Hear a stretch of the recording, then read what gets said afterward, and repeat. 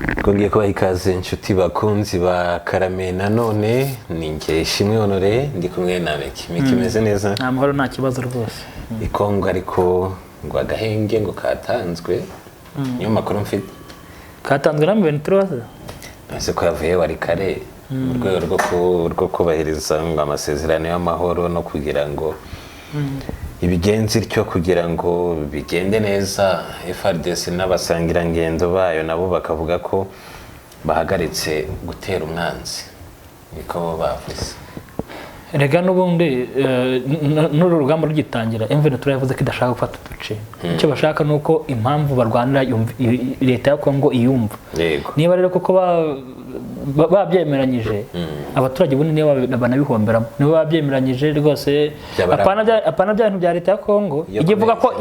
yikuye mu mirwano itanze agahenge ariko bikaza kurangira ikoresheje za groupe paramilitaire nka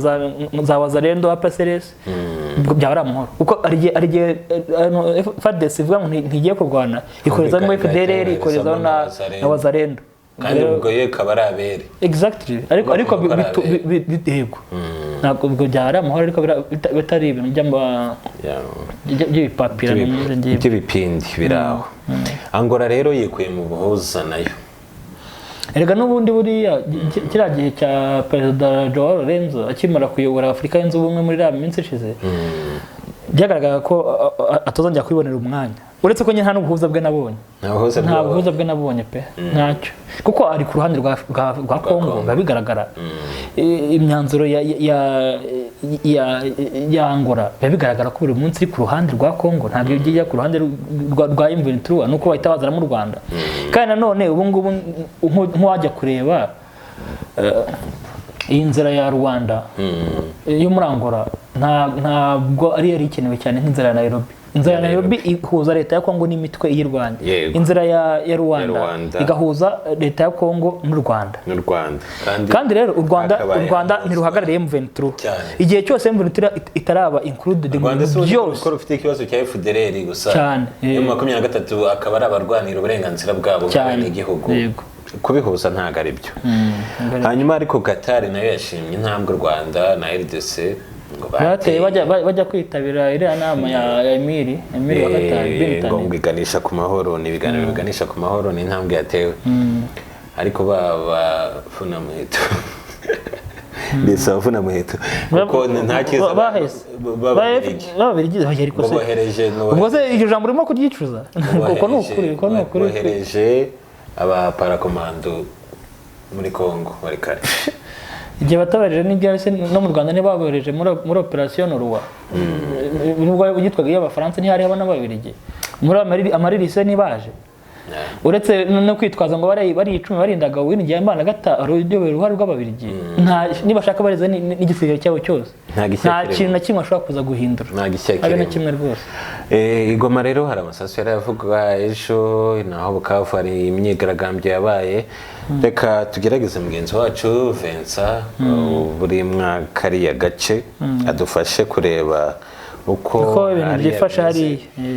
kuko urumva niba M23 yabuze ati wari kare twayifashe ariko bakemera guhita bayivamo ukaba wumva twavuga ngo nagahenge yifuza nibyo rero twadukomojeho turi kumwe na mugenzi wacu Vincent Habumugisha umeze neza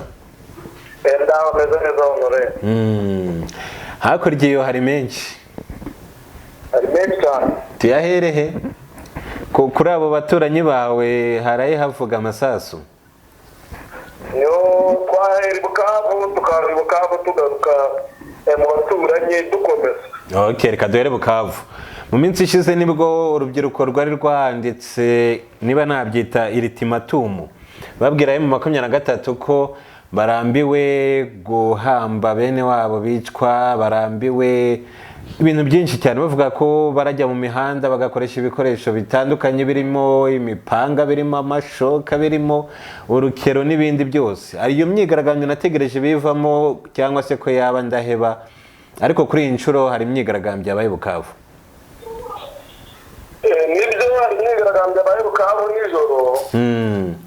mu masaha 4 abaturage b'i Bukavu aho bita kuri essence yego bifashishije baririmba indirimbo z'uko ngo barambiwe ubutegetsi bwa AFP 23 aho ngo batabaha umutekano nk'uko wari ubivuze yego bapfusha amanywa nijoro bashingura bene wabo amanywa nijoro kubera umutekano muke bavuga yuko rero babirambiwe ko batazabyihanganira basaba M23 ko yabavira mu gace mu mujyi bikagenda bo bayitaga ngo ni abanyarwanda mu mvugo zabo bigaragaza virusi nyine bashyizwemo n'ubutegetsi bwa Kinshasa cyangwa n'abategetsi bamwe na bamwe bakunda kubibabwira amanywa nijoro bababwira yuko rero babarambiwe ko bakwiye kubabwira mu mujyi bakagenda ngo bavire mu gihugu uko barambiwe umutekano muke ndetse n'ubwicanyi uko byabananiye kubihagarika ko bakwiye kugenda ibyo byaberaga ahitwa kuri essence hari abagize ingaruka ku bw'iyo myigaragambyo byarangiye kugira ngo batatanye yifashishije intwaro barasamo bigeraho ngaho irasa babiri baje kuhahurira ubuzima kuko urumva bagezeho batakanye n'abashinzwe umutekano ba M23 urumva rero ntabwo bari kubyihanganira mu buryo bwo kwitabara bakoresheje nyine amasasu nyayo kugira ngo barebe yuko bahosha imyigaragambyo ariko nta bindi bikorwa remezo byangijwe nk'amaduka cyangwa ibindi byari aho ngaho mu buryo uretse kubura abo bantu babiri cyangwa ibikorwa remezo bindi bikaba byangiritse nta bikorwa remezo byangiritse ariko mu bigaragambya bari barunze amabuye mu muhanda bavuga yuko ngo bafunze umuhanda kugira ngo M23 itongera kuhanyura kuko ngo bayisaba kubavira mu gihugu ariko M23 nyuma y'uko imajije kubihosha amabuye yatoraguwe akurwa mu muhanda nyine izarongera abanyabagendwa turavuga aho Bukavu ariko mu makuru amaze iminsi avugwa nuko na Warikare M23 yahafashe ikaba yaharekuye ngo ni mu gikorwa cyiswe cyo kugarura amahoro byo mu mboni zawe wabibonye ute M23 ibitangaza yavugaga yuko igikorwa icyo ari cyo cyose cyabangamira umutekano w'abaturage cyangwa cyabangamira pozisiyo zabo agahenge bakavamo ariko urebye itangazo M23 yari yanditse ivuga yuko igiye kubahiriza cessez-le-feu unilaterale uvuga yakoresheje terime ivuga ngo repositione kwimura ibyicaro dukoresheje rero abahanga mu bya gisirikare batubwiye yuko bitavugwa kuva mu gace ko bivuga uko kwimura ibirindiro ukajya mu bindi ibirindiro biri kure y'aho wari uri abaturage rero bakomeje kugaragaza yuko ubu nayo 23 itahavuye ko ikiri muri centre za Warikare kiri mu bice bya Warikare bitandukanye yego ariko AFC nk'uko yabitangaje nyuma y'uko igisirikare cya FARDC gikoresheje drone CH4 ndetse na twe 25 cyari cyarashe ku birindiro bya AFC 23 mu bice bya Warikare centre mu bice by'ikibuga cy'indege cya Kigoma ndetse n'ahandi henshi ku buryo byabanje no kuvuga yuko Lieutenant General Gaceri wari wagize uruhare mu gufata iyi centre ya Warikare yaba yabishwe na drone CH4 ariko ayo makuru akaba atari yemezwa n'uruhande rutabogamiye kuri leta keretse abakoresha imbuga nkoranyambaga ariko bashyigikiye leta bagiye babitangaza yego tukaba tutarabona ASM 23 igira icyo bivugaho kubihakana cyangwa ngo byemeze tukaba tukibifata nk'ibihuha ni nk'ibihuha ASM 23 rero nyuma y'uko ibyo bisasu bigiye muri ibyo bice biri barimo ndetse na n'ubu bakaba bakomezaga kuharasa hakaba haragaragaye ndetse n'indege y'abacancuro bikekwa ko bashobora kuba ari ababiligi ASM 23 yatangaje yuko rero ibyo hatangajwe n'igisirikare cya FARDC cy'uko batazongera kuba bahirahira barasa ku birindiro bya ASM 23 cyangwa ngo barase mu baturage yego ko babirenzeho ko batabikoze ko sinzi byabangamiye guverinoma yabo bituma rero bigira n'ingaruka mbi ku gahenge bari batangaje ngo bikaba bituma ku gahenge katabasha kubahirizwa nk'uko bari bagatangaje. Nabonye FARDC yasabaga n'abafatanyabikorwa bayo kutongera kurasa ku mwanzi. Ni icyo gikorwa bise batyo? Nicyo gikorwa bavuze ko ntibongere kurasa ku mwanzi, ariko urumva n'amagambo yagiye agaragara nk'amagambo Tshisekedi yakoresheje igihe yari ari muri Namibia avuga yuko AFC-M23 ari agatsiko k'iterabwoba. Yavuze ko ari abateroriste, nubwo avuga yuko ngo Kongo ikeneye amahoro ariko yaje kubita ko ari abateroriste. Ibyo nabyo binika ko byaje muri bimwe mu byatumye M23 yisubiraho, nubwo abantu ngahe M23 bagaragaje ko itigeze ako gahenge yavuze igashyira mu bikorwa kuko ngo yagiraga ngo yize posisiyone kandi yitegure neza ibitero bya FARDC ndetse na Wazalendo na FDL. Ikaba yarabikoze rero mu maheri yo kugira ngo irebe ko yazagana Ikisangani. Yego, ukomeje Kisangani Meki turi kumwe aragusuhuza cyane, ahita yibuka ibyo Muhozi yavuze ko M23 nitagira Kisangani we arahigira. Yego nakira gusuhurire. Komera cyane muvande. Nibyo Muhozi byatangaje ni byinshi bitandukanye.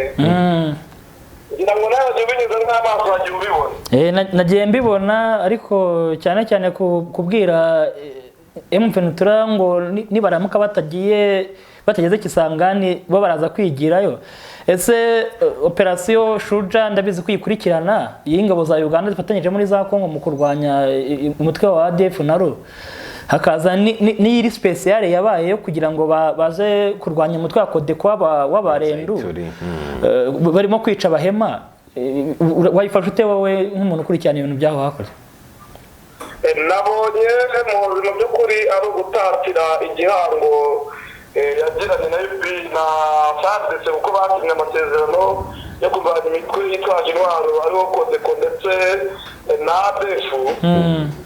Ariko ukabona yuko agenda arenga imbago zaho, aho avuga yuko azata muri yombi umuyobozi wa gisirikare w'intara ya Ituri ngo kuko bangamira ibikorwa bya Shuja, bakabangamira n'uko UPDF ishobora kwifatira umujyi wa Kisangani mu gihe M23 yarangaje. Ariko nyuma yakongera akavuga yuko M23 mu gihe abikenera atazayibangamira. Nabonye ko rero ari ibikorwa mu by'ukuri byo gutatira inshingano yari afite. Hariya yasinyanye amasezerano na guverinoma ya Kinshasa yuko bagomba kuba barwanya imitwe y'iterabwoba. Ntibari basinyanye amasezerano yuko azagira ibice yifatira nawe ngo abe yabigira ibye abikontorore, yirukanamo ingabo za leta cyangwa se aha ubutumwa n'imitwe y'itwaje intwaro kuba yajya gufata ibice runaka. Ariko birazi ko n'ubundi operation ya Shuja n'ubundi ibintu byo gutabara abahema ntabwo byari birimo. Ntabwo se wabona ko byaba ari buriya umugabo w'ingabo ntabwo ari umuntu woroshye, noneho iyo umugabo w'ingabo ukabona n'umwana wa perezida, nuvuga ngo hari protocole wenda atajyamo nk'izase, kuko buriya perezida wereka gutatewe haburwa Museveni afite ukuntu azi gukina amakarita cyane atabigaragaje. Kuba baragiye gutabara abahema muri turi barimo kwicwa, wenda guverineri wabo akaba arimo kubabangamira, ntibyagaragara ko ushobora kubona ko umubano w'u Rwanda wa Uganda na Kongo ushobora kuza gutesekara mugana Barundi? Hari ikibazo gikomeye kuko Muhozi ntabwo bibaha ubusugire bw'igihugu cya Repubulika ya Demokarasi ya Kongo iyo atangaje amagambo nk'ariya. Kwiha inshingano igihugu kitamuhaye mu by'ukuri ni ukuvogera integrite nationale ndetse na independance nationale. Ibyo bigaragaza yuko umubano wabo ushobora kugenda nabi, kubera ko nabonye bamwe mu bakoresha imbuga nkoranyambaga cyane nka X bavuga yuko Repubulika ya Demokarasi ya Kongo guverinoma yabo yakwiye kuba itumiza ambasaderi wa Uganda kugira ngo asobanure ibyerekeranye na mesaje Muhozi yanditse. Bigaragaza yuko rero umubano nk'uko bivuga ushobora gutesekara ukazamo ibibazo. Murabizi yuko muza akunda kwandika mesaje nyinshi kuri X ziteranya ibihugu. Ndabizi yari yanditse uvuga ko Nairobi abifata mu minsi ngahe ku byateranyije Kenya na Uganda. Naho rero hashobora kuba n'ikibazo kiri diplomatike kubera mu by'ukuri kudakontorora mesaje yandika, aho avuga ko ise nta n'uburenganzira azafata gisangani, aho avuga yuko bafashe abasirikare babiri b'abakoloneli ndetse na batatu b'abamajoro mu babangamiye ibikorwa bya Shuja bo muri FARDC. Ibyo byose ubona ko ari uburyo bwo kubangamira ubusugire bwa Repubulika ya Demokarasi ya Kongo, kuko biramutse bibaye ngombwa ko hagira abasirikare ba FARDC babangamira ibikorwa bya Shuja, ntabwo umuyobozi ari ukwiye kubashyira mu bikorwa gufata abo bayobozi, ahubwo akwiye kuba akora denunciation akabimenyesha ubutegetsi bwa Kinshasa. Ubutegetsi bwa Kinshasa bukoresheje inzego zabo akarizo zifata abantu babo zikaba zabahana cyangwa zikamenya impamvu ibyo bikorwa byabangamiwe, niba muhoza atari warenze ku nshingano bahanye. none se nk'iyo urebye ukuntu geopolitike ya kano karere imeze, ukabona ko leta ya Kongo n'ubundi mu byirega ikunda kuvuga ko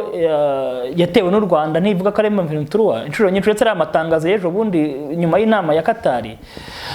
bikagaragara ko Muhozi abogamiye ku Rwanda, bikagaruka kuri ya masezerano ya Perezida Museveni na Tshisekedi yo kubaka imihanda, ubwo ndatubwira niba byaranatangiye cyangwa bitaratangiye. Ubwo bigaragara ko Uganda biciye ku mugaba y'ingabo wabo Muhozi yaba muri kino kibazo cy'akarere iri ku ruhande nk'u Rwanda. Ntabwo muri ku ruhande rw'u Rwanda kureba ibintu bya Muhozi, kubireba mu byo yandika cyangwa ibyo akora, ntabwo wabisesengura nk'ibintu bifite plan politique byemerabure uburyo wagira uruhande umuhererezaho, ubona ari ibintu bye yikorera ku giti cye. Ariko niba sinzi niba warakurikiranye cyane personality y'Abagande, ariko nk'abantu nkanjye bafite ibintu mbaziho, iriya myitwarire ya Muhozi niyo myitwarire y'Abagande bakunda. Niyo gituma na Bobi Wine yaje agahita atangira kubafatisha cyane. Nakeza bese niyo politiki akoresha. Bira byo kwandika ibintu byose yiboneye, Abagande niyo cyo bakunda mbere y'ibindi byose. Yego. Nibyo nk'uko bivuga kwandika ibyo yiboneye byose ashobora kwigarurira Abagande, ariko ntabwo wabishingiraho yuko mu kibazo cya Repubulika ya Demokarasi ya Kongo n'u Rwanda Muhozi bogamiye ku Rwanda, ahubwo tubona ashobora kuba yabogamiye kuri M23 kuko bamwe mu bayobozi b'ibihugu bituranye na Repubulika ya Demokarasi ya Kongo baje bagaragaza yuko M23 yateye Kongo iturutse muri Uganda. Birashoboka yuko rero yabogamiye kuri M23 cyane cyane ko nabo bari bacumbikiye bakaba barahungiye ariko ntibabaka imbunda, kandi yari afite uruhare mu kuba abari bahungiye bafite intwaro bari kuzibaka. Icyo akaba ataragikoze kandi akaza kugikora yari abizi yuko ari umukuru witwaje intwaro ushobora kongera guhungabanya umutekano w'igihugu gituranye. Ibyo rero mbona Museveni cyangwa umuhungu we kuba babikora bitavuze yuko babogamiye ku Rwanda, kuko u Rwanda aho ruri harazwi ni ukuvuga yuko abagize FPRL, abagize indi mitwe igihugu u Rwanda umutekano ko ikwiye kuba irwanwa. Ntabwo rero ibyerekeranye n'uko M23 n'u Rwanda bigomba gushinja u Rwanda ko rufite uruhare mu kubatera inkunga, ariko u Rwanda rukabihakana ko Muhozi yaba ari ku ruhande rw'u Rwanda. Ntabwo yaba ku ruhande rw'u Rwanda kubera ko ahanini bo byarindekana aho bahagaze. Ariko leta y'u Rwanda binyuze buri umuvugizi wa mbere wa leta y'u Rwanda ntabwo ari Madame Yolande Macron, ni Perezida wa Repubulika Paul Kagame, yivugiye ko M23 utashyigikira impamvu irwana ninde. Ni ikigaragara ko leta y'u Rwanda ikitemera ni ukubafasha mu buryo buri materiyeri, ariko yemera ko ishyigikiye impamvu M23 irwanira. Kubivuga gutyo yarabivuze, yavuze yuko kuba gushyigikira impamvu barwanira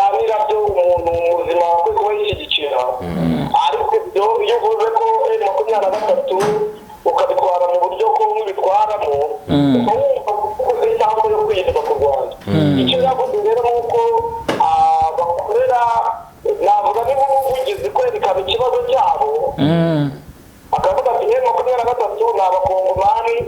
bakwiye kuba bagira uburenganzira mbonezamubano na politike nk'uko amategeko ya Kongo abiteganya, kuko bisanze ku butaka bwa Kongo atari amahitamo yabo, atari amahitamo yabo nk'uko bivuga. Ariko ibyo ngibyo kubyitiranya n'ibyo umuntu bakora mu by'ukuri waba ugiye kure ya politike y'akarere. Kuko isigaye itegeko hagati yanyu ni mwayigiranye. Iyo rero akoze ibitandukanye na kontara mwasinyanye, abavuga abaziye amategeko kandi ibyo abakoze mu by'ukuri ntabwo biba bikwiye. Niyo mpamvu nibyo mbinenga. Ewe twanagushimira ariko buri tubwire ku musasu w'Igoma. Igoma arayavuga amasasu tubagize bagenzi bacu bari batubwira ko ari ababazanye bahanganaga na M23 bagize abafata n'abandi, ariko kugira isaha turabona imibare y'abafashwe cyangwa barashwe turacyakurikirana. Okay, inondasiyo se yo yagabanyutse, iyo myuzure yagaragaraga za Ndosho ejo bundi, ubona urujya n'uruza abantu bahangayitse. Kubera yuko bavuga ko ari ikirunga cya Nyamuragira cyarukaga gituma umuhanda wegereye aeroport Goma usaduka havumbukamwo amazi. Ariko abaturage bambaye batubwiraga yuko abashinzwe ibirunga baganiriye na M23 kandi no kutarwa X rwa Raveka bikavuze yuko ubuyobozi bushinzwe iby'ibirunga muri Goma ndetse na AIC baganiriye, bavuga ko ibyo nta kibazo gishobora guteza abaturage, cyane ko ikirunga gaze zazo ziri kujya muri parike ya Virunga, ko ibyo byagaragaye rero ko baza kubikemura bakoresheje abashinzwe imvalizasiyo, ko baza kubikora bakaza kongera gusana umuhanda. Ubu ntekereza ko bari kubikora ubu tuvugana. Okay, turagushimiye cyane Vincent Habumugisha. Urakoze nawe ndabashimiye wowe na Miki. Murakoze cyane. Ubwo twanabwira n'abantu ko uyu munsi hateganyijwe kuza kuba inama ihuza ya Sena SADC mu kibazo cya iraba ariko bikoresheje ikoranabuhanga pana nka kwa byabaye ubushize bibera muri Dar es Salaam muri Tanzania. Yego, kandi muri Kongo tena ni muri metero 10 uvuye ahitwa Beni, muri localité cyangwa se mu gace kitwa Mavivi, haravuga ko hari umutekano muke uterwa na ADF, Force Democratique yariye. Hangaha rero bikaba ngo bibangamye cyane ku buryo abantu 35 bamaze gupfa. ADF irwo yica abantu nta kandi ndetse no gutwika amazu n'ibindi. Ariko hakaba hari n'ingamba zakashijwe mu gice cy'ikiyaga cya Tanganyika ku ngendo zo mu mazi ndetse n'ibikorwa byo mu mazi kugira ngo habashe. Ubwo ni ku ruhande rw'iki gihugu, ku ruhande rw'u Burundi cyangwa Kongo cyangwa Tanzania. Okay, Kongo n'u Burundi. Nayo ngayo reka tubashimire cyane, dukomeze kubasezeranya ko amakuru yose abonetse isaha ku isaha tuzayabageza murakoze cyane.